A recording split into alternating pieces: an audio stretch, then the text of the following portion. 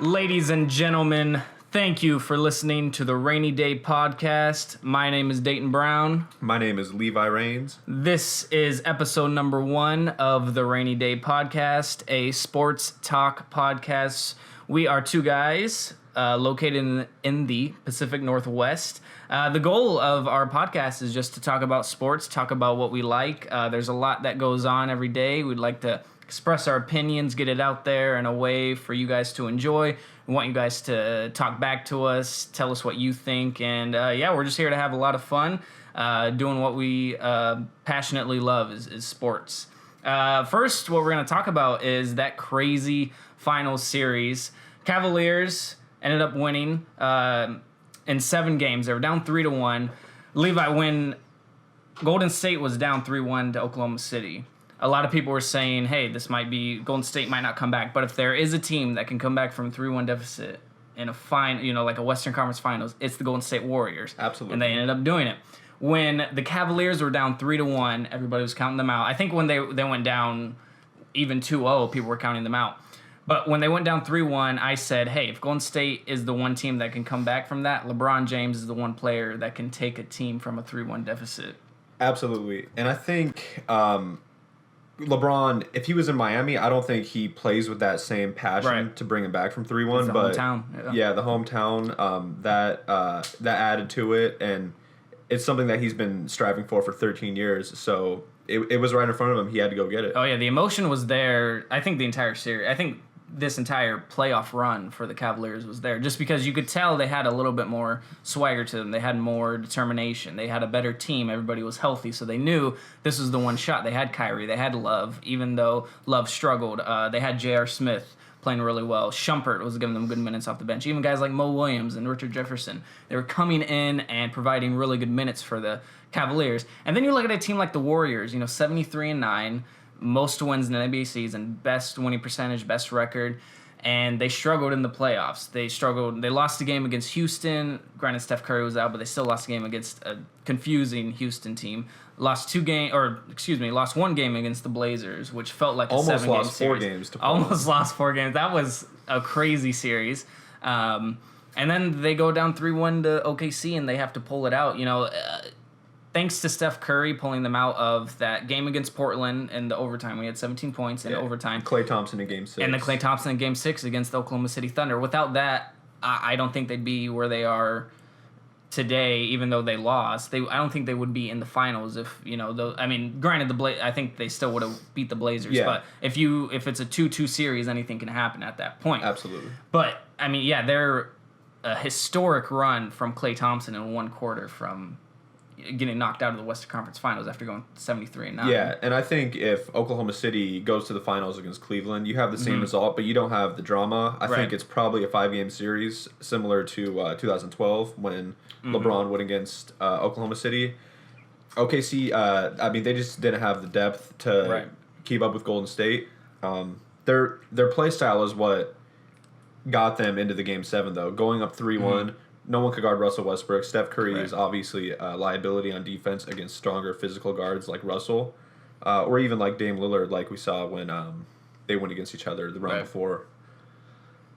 But yeah, as far as the Cavs-Warriors series, you know me, I'm a big LeBron believer, but me too. Going into the series, I didn't have much confidence, and then when you go down 2-0 against a team like that, especially what happened a season ago.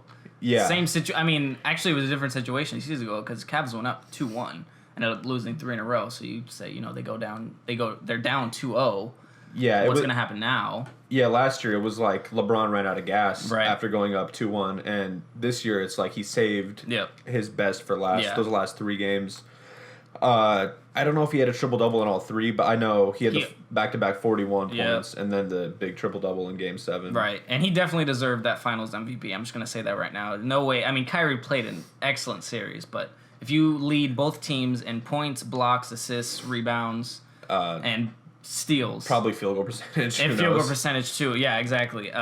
For guys who played, more than 10 minutes. Yeah. If you're doing that, you deserve the Finals MVP. I don't know what people were talking about. But, this was a great one for LeBron. Great one for the city of Cleveland, finally.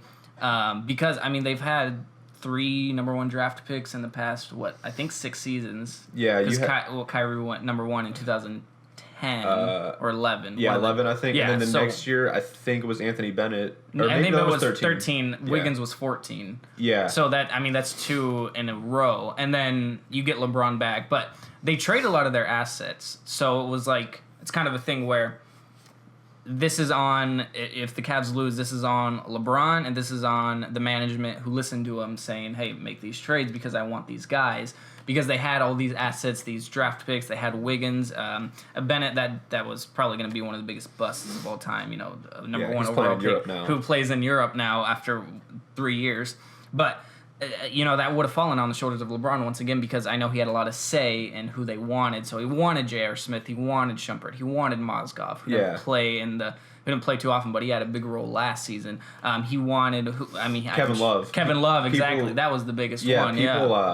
Just you can see on Twitter and on social media people talking about, Wiggins would be able to guard Klay Thompson or Wiggins would be able to stick with Draymond Green.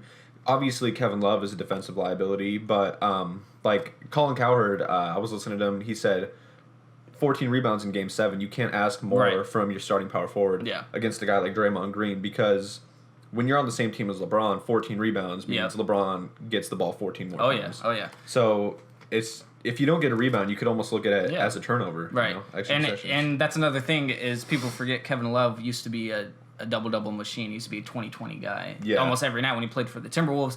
I mean, you could say that's because their team wasn't very good, so he was the only guy who was getting scoring and getting rebounds, and he was really talented. But he had to change the way he played the game to kind of fit in with the Cavaliers because they had a guy, Tristan Thompson, who already kind of did that stuff, and he gets better every series they play. It seems like he's like mediocre through the regular season, and once playoffs hit, that's when he earns his money, which is good. Turn it on. Exactly, yeah. It's better than doing good in the regular season and then doing bad in the postseason like Harrison Barnes did, So. Yeah, and the thing, a lot of casual basketball fans don't notice things like spreading the floor. That's what Kevin Love does well. Even when he's not making his shot, you have to respect it. And when you have the best driver in the world, maybe of all time, LeBron James, you need more room so he can get in and do his thing. So. And Love is the definition of a stretch 4. So as long as he fits the offense well, as long as they need a stretch 4, which I think that they did, I think that helped out a lot for them because again they have a guy like Tristan Thompson, they have Kyrie who needs to dish the ball out.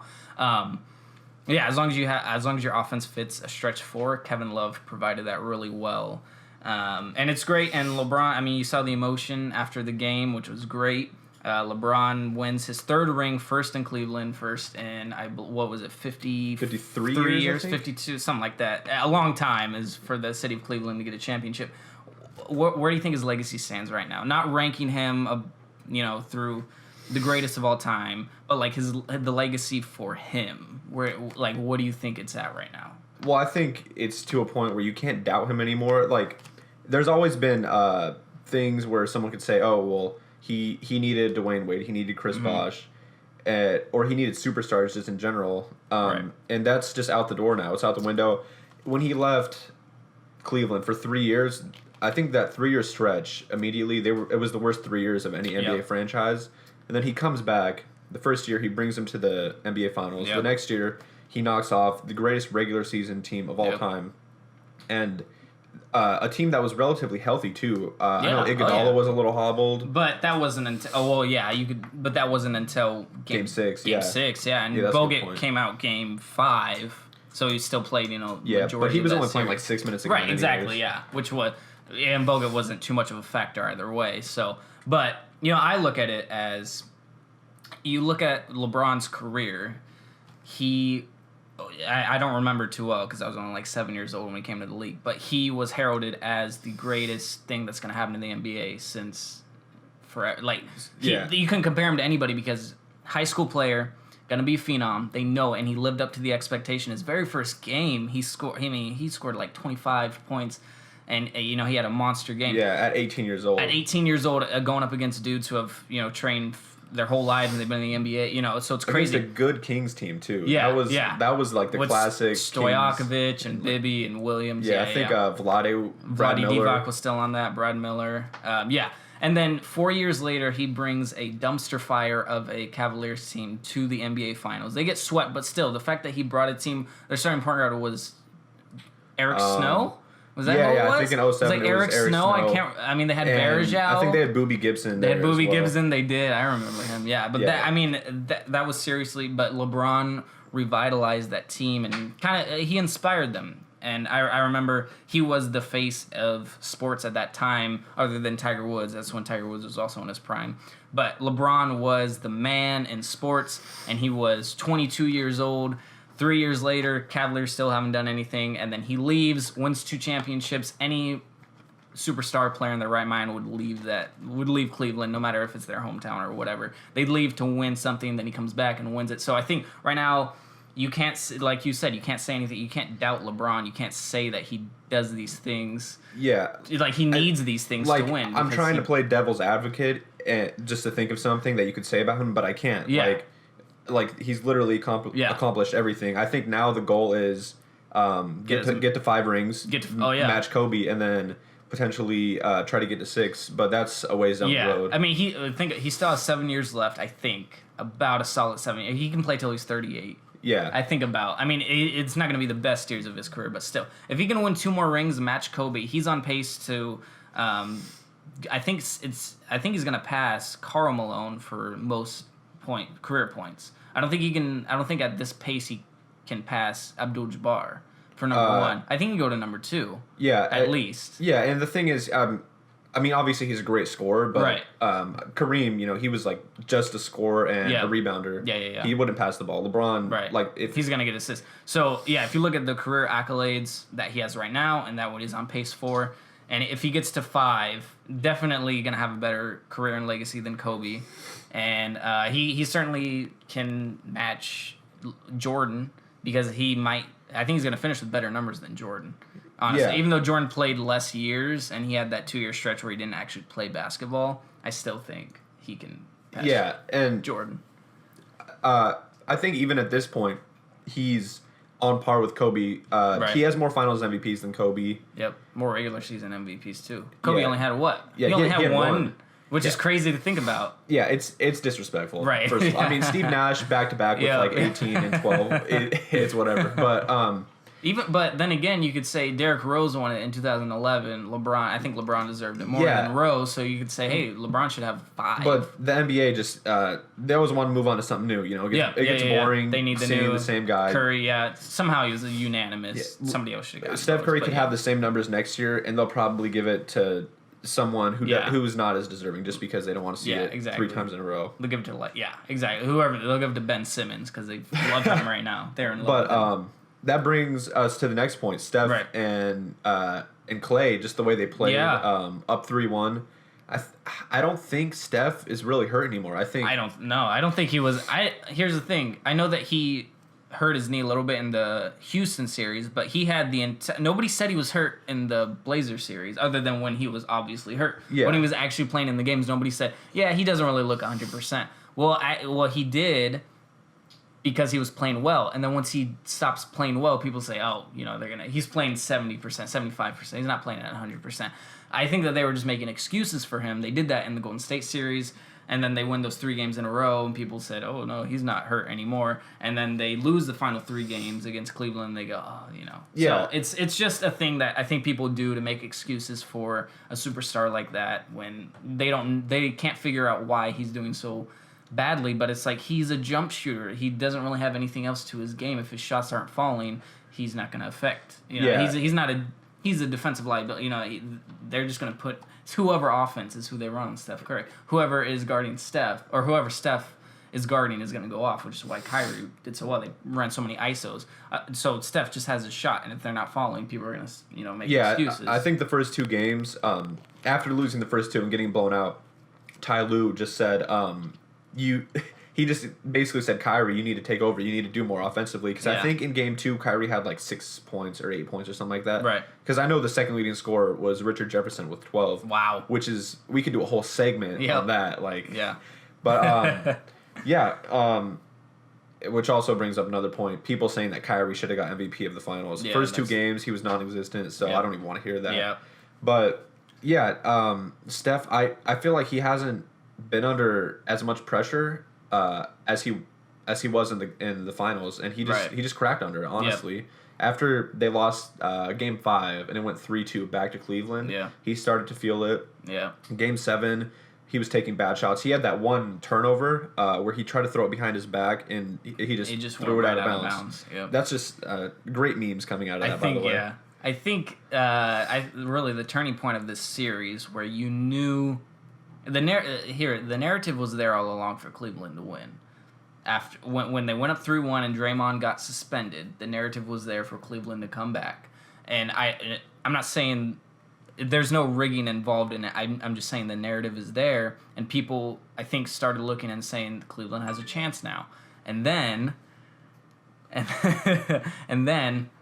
Steph, I think the whole turning point of this entire series was when Steph got ejected in Game 6. I know it was late in Game 6, and I know it. After that, whether he got ejected or not didn't make a difference. But I think mentally, that's when everything shifted because Cleveland knew that they were getting into their heads. They knew that hey, this is our chance to pull it off. They go into Game 7 really confident in one of the toughest arenas to win a game, and they won 2 games in Oracle Arena in one series, which is crazy. Yeah. Oklahoma City did the same thing, but they weren't able to cap it off. How many home games did they lose in the regular season? I think 2. They lost 1. No, they lost 1 to wait. I think it was Memphis. No, Boston. It was Boston. No, yeah. Oh yeah, they did. They lost to Boston. No, oh, that's right. No, San Antonio lost to Denver at home. That's right. Yeah, San Antonio lost 1 game too. But yeah, they lost to Boston at home. That was the only time they lost. Yeah, and that was late in the season. Yeah, exactly. And we're so I mean, it could have just been one of those games where they didn't care that much. And right. You're talking about NBA Finals, best team of all time, what it was looking like, and the Cavs just got it done. Yep, it was awesome. And talk about how fast the NBA season moves. It's over now, but the draft was 4 days after the finals ended, which.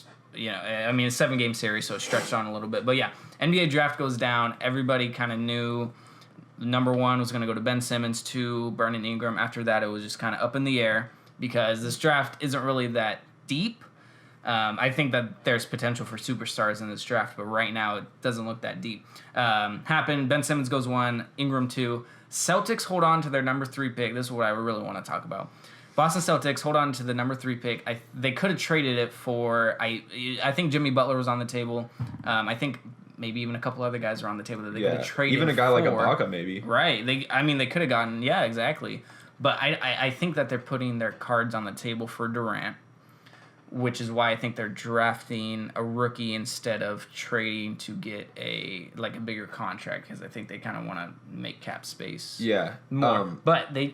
Out of all the guys you can draft, they go Jaylen Brown, who Bill Simmons said it himself. He tweeted it out. He said the Celtics drafted the number 7 pick with the number 3. Yeah, because they couldn't trade down or something. Exactly, like that. They could have traded down. They could have gotten more assets. They could have drafted Chris Dunn, Buddy Hield. They could have drafted Dragon Bender. I mean, I don't know if they, but I think Bender is a better fit than. Jaylen Brown. No disrespect to Brown. I think he's a phenomenal athlete. But is he the answer Boston needs? No, which is why I think they're banking on the fact that they're going to get Durant. If they don't get Durant, then they're in a lot of trouble. Yeah, they still have a solid group of guys, and maybe they get another free agent like an Al Horford. Yeah, they could get somebody like that, yeah. They need that big splash, a guy like KD. Yeah. I don't even think Kevin Durant brings them to a championship contender. No, especially in the East. Yeah, so. In the East, you're going to get beat by LeBron every year for the next 3 years. Oh, yeah. Unless you really do something special. I don't like the European picks. I feel like... I mean, just my gut feeling is that they're going to play in Europe for 2 or 3 years. They're going to come over here, and they're going to be like a Rafe LaFrentz type of thing. Or Ricky Rubio, yeah. Yeah, like a good player, but you need something better if you're picking number 3. I really like Chris Dunn. I know they have point guards, but he can play the shooting guard. He kind of. I think he's a better shooting guard than a point guard. Yeah, he's a little bit of like an Avery Bradley. Yeah, and they might lose Bradley. Bradley's a free agent. They have Crowder, Thomas. They have Olynyk. I mean, Marcus Smart, who I don't think is. I don't think. I'll put him at a good defender and a below average offensive player. He's not going to score a lot of points for you. They have Solinger, who I don't know where he stands. Sometimes he looks great. Sometimes he doesn't. He's like a 6'8" center. Yeah, exactly. The core of the team is going to be Isaiah Thomas. See what he can do. If you get Durant, I think they're in good shape. I don't think they'll even make it to the finals. for the first 2 or 3 years because, you know. Yeah. So if they don't get Durant, even if they get a guy like Horford, I mean, he's 33 years old, right? Is that... I think he's 31. Let's take a look. 30. He's 30. So he'll probably be 31. He's younger than I thought. But yeah. But still, I mean, that's, you know, and, you know, they might get a guy like Howard, but still, I think that they need a playmaker on offense other than Thomas because a great defensive team overall. Yeah, but you can't put all the offensive burden on a 5'9" point guard. Yeah, you can't put on. There was times this year where he played great. You know, you see all the highlights on SportsCenter, but you don't see him taking really bad shots, which he did do. And I love him. He can't guard anyone though, right? For obvious reasons. Right. He's just too small. But I mean, that's what you get. You get a great offensive player, a little bit of a defensive liability, and you can't have your cake and eat it. I guess you can't be great on defense and great on offense. Yeah. So it's interesting to see what will happen to them, where they'll go. Other than that, draft wasn't too exciting. Other than a trade we'll get into in a second. Pelicans drafted Chris Dunn. Good pick for them, I think. You got Anthony Davis and Chris Dunn. I think that they'll. Chris Dunn. Well.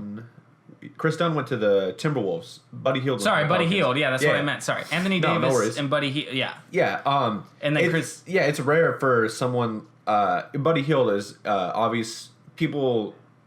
I don't want to say superstar potential. I don't think it's that high, but like all-star potential. Who knows? What did Jalen Rose say? He was a Ben Gordon upside kind of guy. Oh yeah. Ben Gordon might have been an all-star one year, but he was like. Kids these days don't know. Like Ben Gordon was basically Jamal Crawford before Jamal Crawford, except not as higher shooting percentage. Yeah, like more efficient, smarter player, all around better player. Not to say Jamal Crawford isn't a smart player, but Ben Gordon was. You get the point. Yeah. 39%. Yeah, but yeah, like if you're Buddy Hield and you're gonna make an immediate offensive impact, and you get drafted and you get to play with a top 5 NBA player, you're in a fantastic situation. Oh yeah. And he might even start. I don't know what they're doing with Eric Gordon. Yeah, but he's a free agent after this year because he signed a 4-year, $48 million contract in 2012. And he just can't stay healthy. Now he's done. Exactly. So I think it's better if you let Eric Gordon go, sign. I mean, you already get healed and cheap money for now. And get a veteran to play the other two. Yeah, exactly. So I think that was a really good pick by them. I think that's a steal in my book because again he could have went number 3 to Boston. Chris Dunn went 5 to the Timberwolves. They could have traded that pick to get Jimmy Butler. Is what I heard. Yeah. Apparently they want the Bulls wanted a package of the 5 pick, Zach LaVine, a couple future draft picks and one other player on the Timberwolves, but the Timberwolves didn't want to give up LaVine. They wanted to give up Rubio, which makes I don't know why. Just give LaVine up. To get a guy like Jimmy Butler that creates and Tom Thibodeau is the did I say his name right? Thibodeau? Yeah. Thibodeau. And he's the head coach of the Timberwolves now, and he gets reunited with Jimmy. I mean, that's just crazy. That would have been nice. But I don't understand the point of keeping LaVine. It could be a thing like I guess marketing. Yeah, but I mean back in the day, I don't know, 4 or 5 years ago when the Warriors traded Monte Ellis and people said, "Oh, you should have traded Steph instead." Yeah, that's true. To get Andrew Bogut, I think it was. Yeah. And you look at it now, it's like, oh well, that's a terrible idea. Right. They see something in LaVine probably. He's probably the best athlete in the NBA besides Russell Westbrook. Yeah. But he can shoot the ball. He doesn't have a great handle. Right. But but he's known for dunking. He's got the length though, and I think he can score defensively. Again, he has the length. So I mean, any guy who is a couple inches taller in his position and who has some length, he can be a good defender in the league. I mean, Kevin Durant is an underrated defender because he has so much length and he guards the 3. He doesn't. I mean, he's as tall as some centers, but he's a small forward. Exactly. So, If you have average height with KD's athleticism, you're not going to be a great defender. I think if KD was 6'8", he'd be like a Paul Millsap probably on defense. Yeah. But he's like 6'10", 6'11", so just the long arms, which is what Zach LaVine can be. Obviously not that tall, but for his position. Way bigger than everyone else. Yeah, maybe it is a thing that they see in LaVine. I still think that they should have gave him up for Butler, proven player. And you don't have to sign him to a contract right away. I think he just signed one, didn't he? Or no, he has a couple years left on. Yeah, I think he has a couple years. Yeah, so you don't have to sign him to a max right away. You can see how it works out.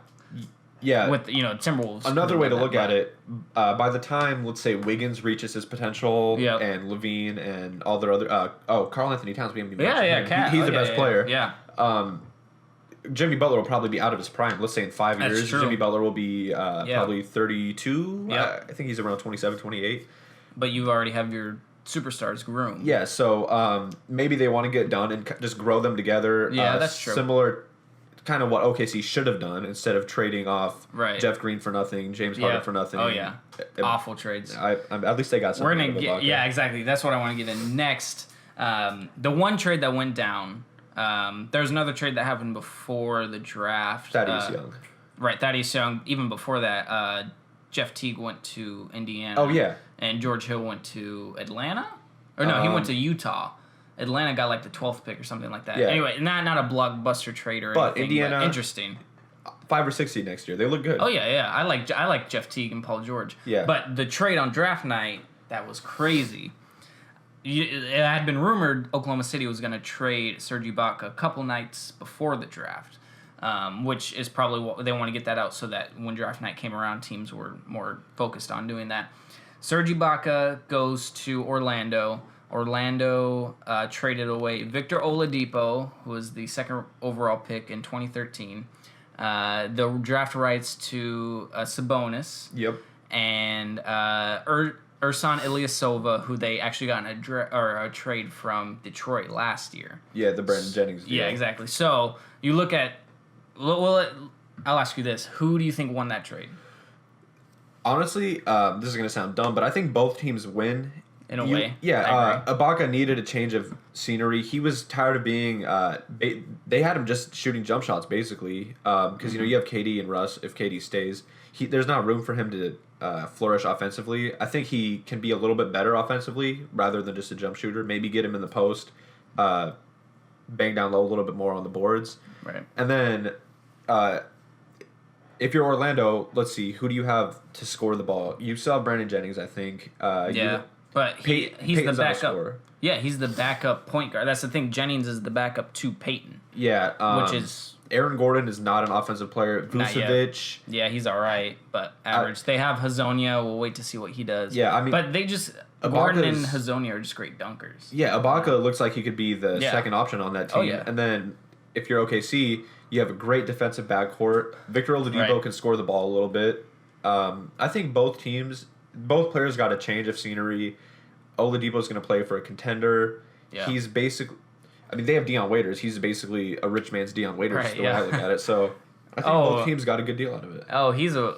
Yeah, I don't... Yeah, Deion Waiters. He's a rich man, Deion Waiters. Plays a very rich man. Like a millionaire. But in my opinion, I don't think either team really wins in this. And the reason why I say that is because I'm not sure Kevin Durant wants to go back to Oklahoma City now after that trade. I think for sure he was going to sign a 1 year or a 2 year deal with the player option after 1 year with OKC. But they traded away one of his favorite guys in Ibaka. And I think that kind of makes him hesitate because Oladipo's contract expires after this year, I believe, his rookie contract. Ilyasova is just such an up-and-down player. He's not the guy he used to be. And then you look at Sabonis. I mean, he's a rookie. You don't know what's going to happen with him, but he was the 11th overall pick in a draft that wasn't very deep. I think you just look at that and you go, and then you look at, Orlando. They give up Oladipo, great player. I think that they could have signed him, to a good deal after this because I think he liked it there. But you get Ibaka, which is good. And I think for the Thunder, the only reason they were competing with Golden State in the series is because of a guy like Ibaka. There were some interesting stats. I know Bomani Jones read it off. Who played great. Yeah. Ibaka in the entire playoffs for the Thunder, he had the best efficiency on the floor, best plus-minus defensive and offensive efficiency for any player who played more than 10 minutes. In the series against Golden State, he had the best efficiency for any player who played more than 5 minutes. So you look at him like, he showed up in the playoffs. Who were we just talking about that showed up in the playoffs? What team? Tristan Thompson. We were talking about Tristan Thompson, who does all right in the regular season and then just shows up in the playoffs. Ibaka is a guy like that too, especially when he goes against I don't think he had favorable matchups, but when he's the underdog, I think that he can come out really well. So, I mean, I think Orlando is going to look pretty well with Ibaka, but still, they're kind of a... I don't know. I don't even know what they're not a playoff team. They're not a playoff team at all. But at least they have more of a veteran. I mean, who's their oldest good player? They don't, exactly. That's the thing. They don't really have a veteran on that team that I can think of right now. And we've seen what can happen to young, promising teams that don't have that veteran. I think that's why Minnesota goes out and gets KG last year. Yeah. Or why a team like the Blazers have like a Chris Kaman on the bench. Right. You need one of those guys. Like a player coach in a way, yeah. Yeah, exactly. Orlando has Willie Green. If you want to count. I said a journeyman. I said an old good player. But a journeyman, yeah. No, I don't know. We'll see. But speaking of KD, free agency is right around the corner. July 1st. Which I'm really excited for. Where do you think KD goes? I tweeted about it, but I think it flip-flops so much. Right now, what reports are saying is that KD is meeting with 6 teams, but he's meeting with those teams to kind of plan it in his head as to where he's going to sign after this season, which is what I was talking about. He's going to sign a 2-year contract with the player option after the first year. But after that, I don't know. I flip-flop so much. I think he's either going to sign with OKC or he's going to go to Boston or Miami. And the only reason I say Boston and Miami is because for Boston, great coach. Miami also has a great coach in Spoelstra. You have Isaiah Thomas for Boston. You have a good core group of guys who you know are going to be there for in the long run. You have a great city to play in, even though the fans are going to support you, and you have a winning legacy is the thing. Yeah. And then if you go to Miami, you have Dwayne Wade there. You have Bosch, if he stays healthy. You have Dragic as a point guard who, kind of an underrated point guard in absolutely. my opinion. I think he's an all-star caliber guy. He just solid everywhere. He can pass, he can shoot, he can do everything. Yeah, and I think when you look at that, I don't see him going to Golden State, and I think if Golden State signs him, they're kind of screwing themselves over because they haven't signed Curry to a contract, have they? Like a long-term deal. No, I don't. I think maybe 2 years ago, 3 years ago. Maybe, but it wasn't a big contract because he wasn't, This sounds weird, but I think if you're Golden State, you have the shooting and the scoring. Yeah, you need to lock up guys like Draymond Green, guys like well, they signed Green to a max contract a season ago, which takes up a majority of their cap space. Yeah, even Harrison Barnes, like he'll do things that KD won't do. Although he was trash in the finals, right? He's a different player, and you need those role players, and that's not what Kevin Durant is. And Iggy, I think I'd rather, if you're Golden State, you'd rather have Iggy and Barnes than Durant. Yeah, because in my opinion, all you're doing with KD, great scorer, but every time he shoots, you're taking shots away from 2 better shooters. And Hunter and I were talking about this earlier. Hunter is a good friend of ours and also unofficial producer of the show. Hunter and I were talking about it. So the only 2 guys who really handle the ball in Oklahoma City are Kevin Durant and Russell Westbrook. You'll see waiters bring it up sometimes, but other than that, they got 2 point guards, and that's Westbrook and that's Durant. If you go to Golden State, who's going to handle... Durant loves to handle the ball. He loves to bring it up, and he loves to create some shots.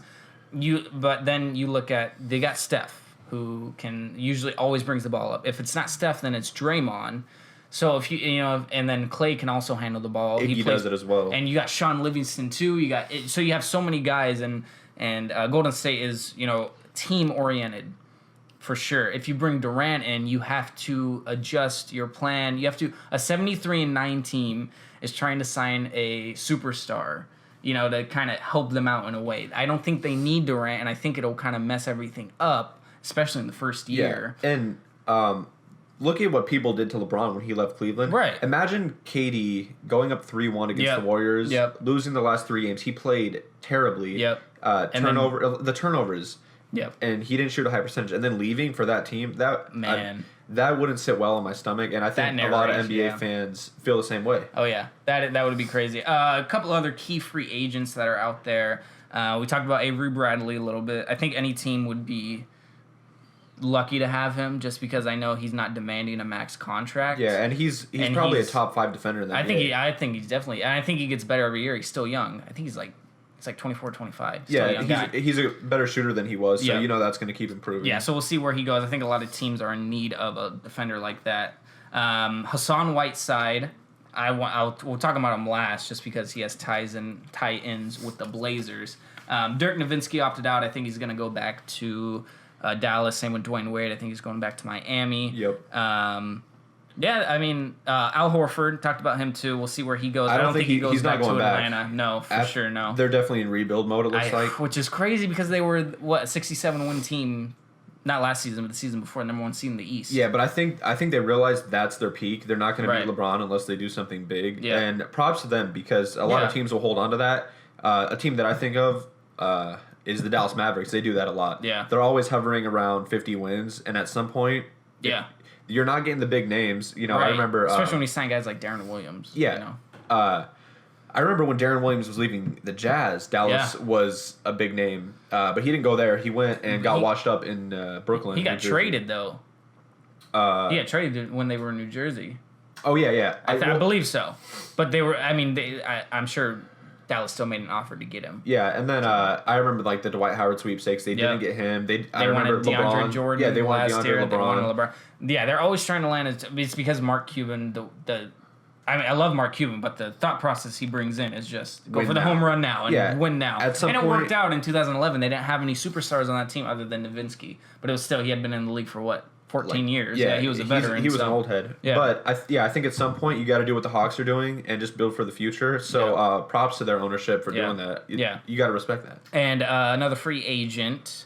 I just had him in my head. Totally forgot about him. Mike Conley is a free agent. Who was I just thinking of? DeMar DeRozan. But I think he's going back to Toronto. Yeah, I think. I think that they're just in contract negotiations. Which makes me happy because if he leaves, they're going to be like a 7 or 8 seed. So I like seeing Toronto be good. They represent a whole country, so it's good for them. And I think Memphis could be a dark horse to sign a kind of a big name free agent, just because if they lose out on Mike Conley, then I think they go into rebuild mode, trade away Gasol, and I don't think they trade away Randolph. I think they trade him. Exactly. Yeah, but I think if they lose Conley, they're in rebuild mode because they got Tony Allen and Gasol and Randolph, and that's about it. And that's a real old team, honestly. Yeah, and you could trade to get some. I mean, they kind of blew up the team when they had so many injuries last year with Conley and Gasol. They traded for Birdman Anderson. They traded for Lance Stevenson. That's right. That's a desperation move. They could have had a starting 5 of Stevenson, Matt Barnes, Chris Anderson, and Tony Allen. Like that is. I'm pretty sure all those guys were in jail in 2007. Yeah, exactly. But and they still have Vince Carter too. I mean, that is a really old team. They need to go into rebuild mode if they lose out on Conley. They need to do something, or else I think that team is. Crazy. Dwight's not staying. Dwight's not going back to Houston. No way. No way. I don't know. Dwight, I don't know what he's doing. I feel like he could go to New York. I feel like it's cards on. I feel like I feel like he has like 10 teams he wants to go to, which is more than what he used to. But I think like 2 of those 10 teams actually want him on the team is the thing. Yeah. Especially with the price he's going to be asking. I think he wants a max contract. Yeah, I think a team with Derrick Rose, Melo, Porzingis, and Dwight. That's not a terrible team. That's not a great team, but it's not terrible. Yeah. It's clearly better than it's been in New York. You have 4 scoring options right there, and that'd be a fun team to watch. That would be There's no doubting that. Yeah. Especially the Derrick Rose and the Dwight factor. That'd be great to watch, and it'd be good for New York because it's a good basketball city, and they've been struggling the past 3 years ever since Rasheed and Jason Kidd retired. Yeah. But we'll see what happens with Dwight then.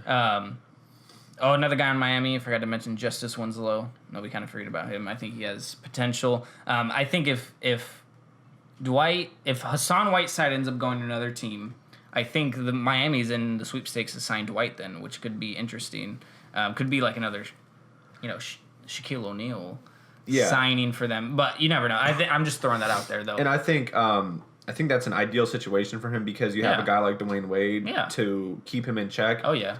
And you got the thing that I think he hated in Houston is that he didn't have a point guard that could distribute the ball to him.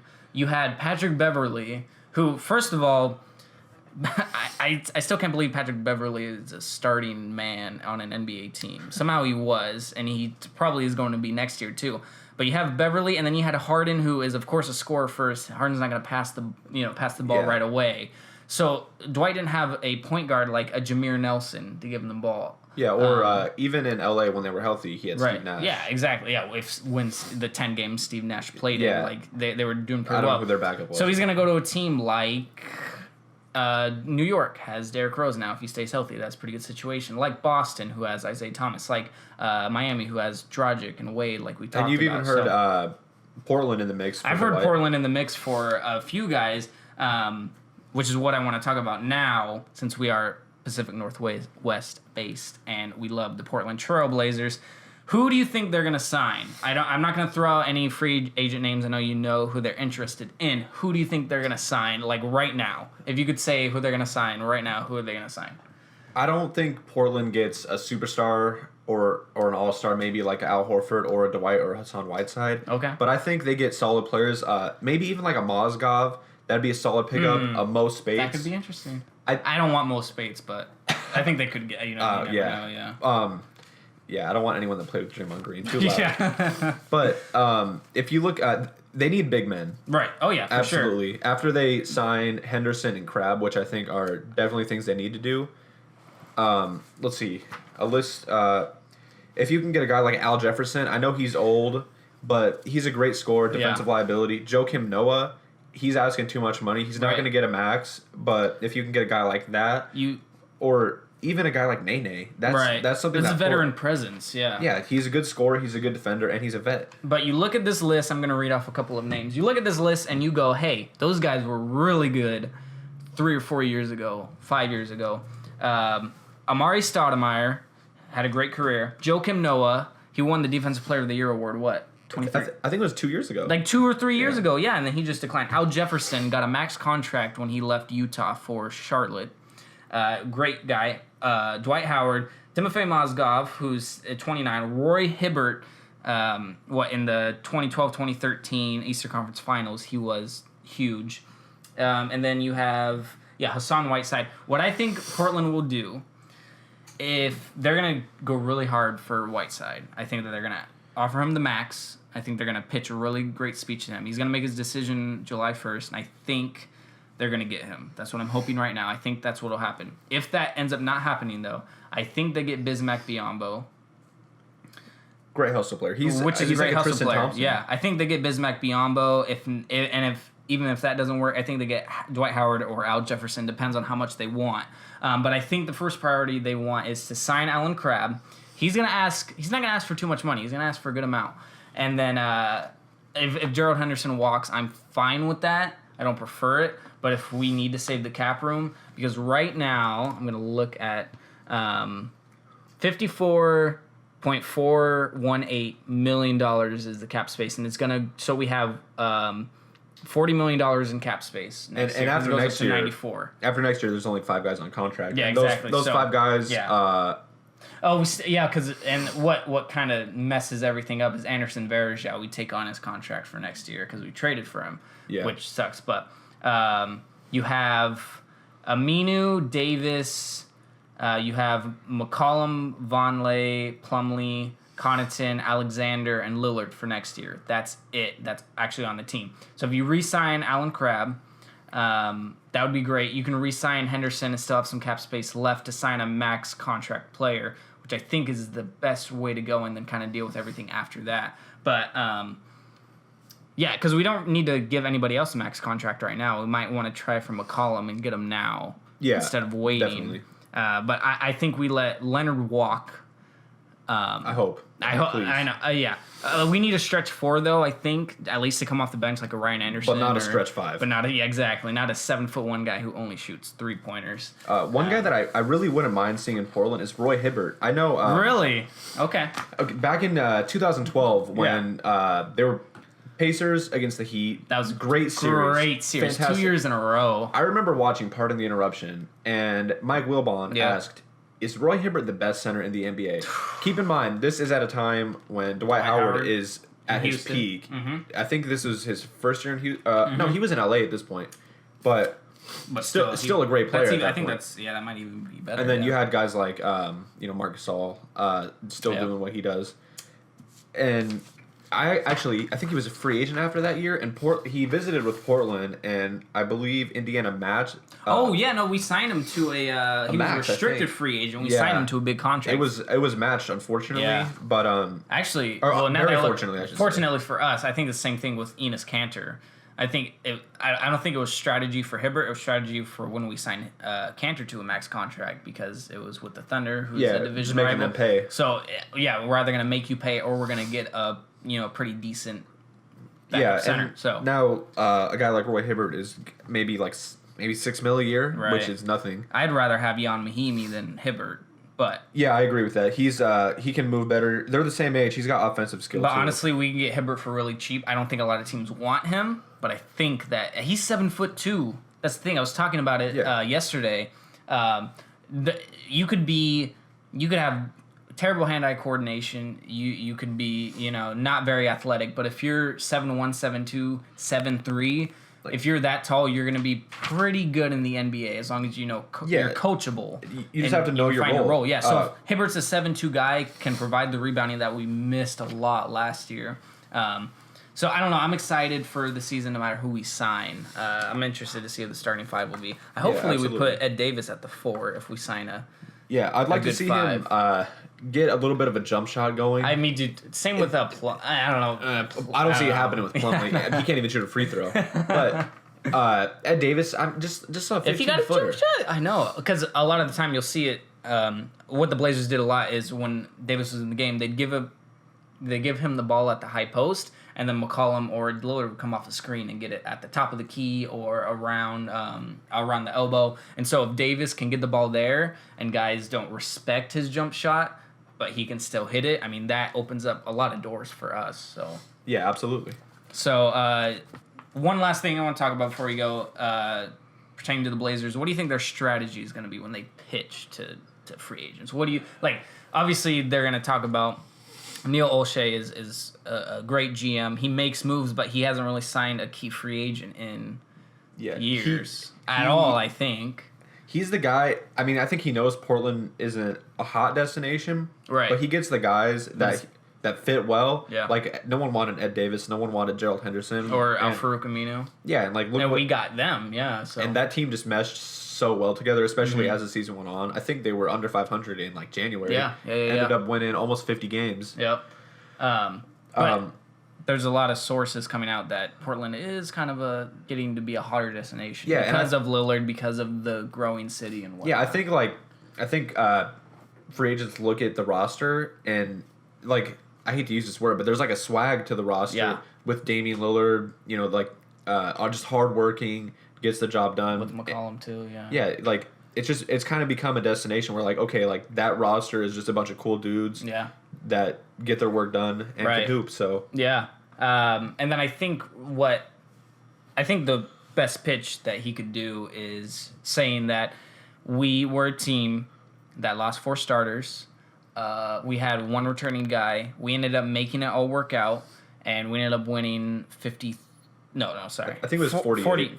49, 48. Something like that, yeah. 48 games, and we ended up winning the first round, going into the second round. So imagine what we can do with a roster full of guys who have actually been here for at least a year, and then bringing you, if you're talking to Whiteside or Horford or whoever they're trying to go after, imagine bringing you in, inserting you into that, have your also superstar, all-star potential with Lillard. It can mesh really well. I think when you pitch to Whiteside, you say, imagine Lillard throwing lobs up to you. I think if Portland wants to be a team that can make it to the next round, so the Western Conference Finals, they need a great big man, and then they need to upgrade over Aminu, who I think is a good player, but he's not a starting 3 on a fantastic team. Right. So, I mean, if they get a guy like Whiteside, and then, I don't know, not a guy like DeRozan, worse than that. Bradley. You get Bradley. Yeah, like a guy like Bradley. Who you move him to the 3? Yeah, I think you do that, and you've got a legitimate contender in the West. Right. Oh, for sure. And then go ahead. No, and you never know what can happen. Like we saw with the Clippers getting hurt, you could get matched up against Golden State. Mm-hmm. Steph could roll his ankle, and then boom, you're in the NBA Finals. You never know. Yeah. And I want to talk about Aminu on the next episode just because we're running out of time. But I could go on for days about what our starting five could be. But I'll just give like a sneak peek, I guess. Lillard, McCollum, Aminu, Davis, Whiteside is my dream one right now. If that doesn't work out, I think you go Lillard, McCollum, Avery Bradley, Al-Farouq Aminu, and then Plumlee. If not Aminu, then have him come off the bench and have Davis or Harkless at the 4. And have Plumlee at the 5. So, I mean, it depends on who we sign. And flip-flop. A great small forward that is a free agent right now? Who? My guy, Nicholas Batum. Batum, that's true. He could come back, but after that season, that's the thing. Again, if these are all like, if we don't do this, if we don't sign Whiteside to a max, if we don't sign Howard, if we don't sign Bradley, we can sign Batum to a max contract, which I think is what he wants. He's still kind of young. He was born in 88. I mean, he's not even 30 years old. Yeah, he's 28 or 29, so he's got 4 or 5 years and then we can say, hey, sorry for trading you, but I mean, we kind of want you back now, man, because he had a great season with Charlotte. Yeah. And we could say we kind of have the same team that we did that Charlotte did, with the athletic point guard and without LaMarcus, he's going to get a lot more touches. Who knows? I mean, we're just off in fantasy land, but you never know. And we haven't even mentioned the fact that we can make some trades. I think the only 2 guys on the roster that aren't going anywhere are Damian and CJ. Yeah, I think everybody else is fair game. I mean, even a guy like Jimmy Butler, you package a Mo Harkless, a Vonleh, and a couple first-round picks. Right. You never know what can happen. And I think that all depends on what Chicago wants to do with their team in the future. Because we could get Jimmy Butler, but that's the thing. Do we want or need Jimmy Butler? Yes, we want him for sure. I think any team wouldn't mind him. But what are we going to do? We're going to put him at the 3? Yeah. I mean, he's 6'8", or 6'7", I think. I think he could... Right, but I think he's a much better shooting guard than... I don't want to trade for a guy and experiment with him. Give up stuff and then... say, oh, will this work out? I don't know. Yeah, but I mean, we're just spitballing. Mm-hmm. You never know what can happen. But we will talk more about that on the next episode. All out of time for today. Ladies and gentlemen, thank you so much for listening to the very first episode of the Rainy Day Podcast. Let us know if you liked it. Give us a thumbs up. This should be out on iTunes if you're out there. Thank you for listening. Anything else you want to say, Levi? No, that's it. Just stay tuned. We'll be at this once or twice a week, hopefully. Oh, yeah. Or... we'll do some impromptu episodes if something big goes down. So, hey, thanks for listening. Yeah, let us know. Good night, America. Yep, let us know if you want to hear anything else. Good night. Thank you so much. We'll see you soon. Stay dry.